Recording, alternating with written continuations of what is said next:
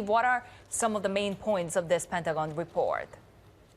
Well, we obviously know by the military budgets that China is most definitely modernizing its military.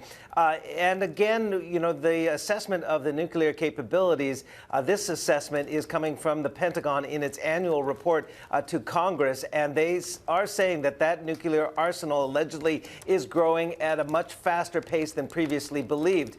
The Pentagon in this report is now saying that China could have as many or at least 1,000 nuclear warheads by 2030. That's a faster pace than previously reported. Keep in mind, though, you know, the United States has more than 3,700.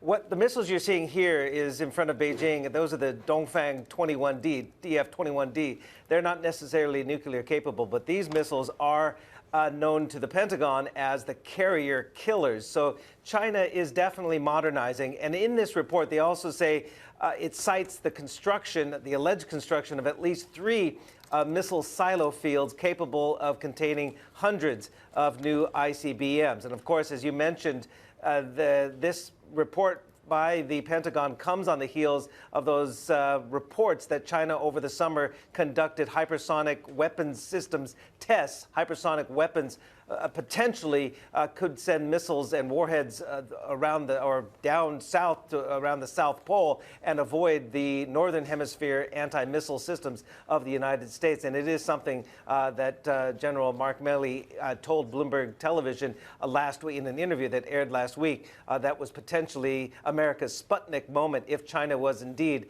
advancing to hypersonic weapon systems.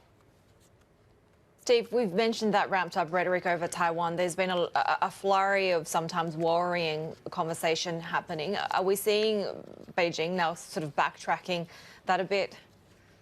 Not necessarily backtracking, but probably more clarifying, because again, when you stir the pot, a lot of aromas come up. And I'm not saying China's stirring the pot, both sides, the United States and China, as well as Taiwan, stirring the pot with the rhetoric a little bit. And there's been reports, of course, when state media has come out, and Ministry of Commerce, I believe it was encouraging mainlanders to stock up on household necessities and supplies. There was separate reports, unrelated messages claiming to show China as well was preparing to mobilize military reserves. Also, China's state broadcaster said Taiwanese themselves were hoarding their own survival supplies. Well, now state media is coming out because millions of posts, hundreds of millions of posts have been swamping Chinese social media networks, speculating that perhaps some sort of conflict was imminent. State media now urging the public not to overread a Ministry of Commerce statement encouraging families to stockpile. This is simply because of the supply chain concerns.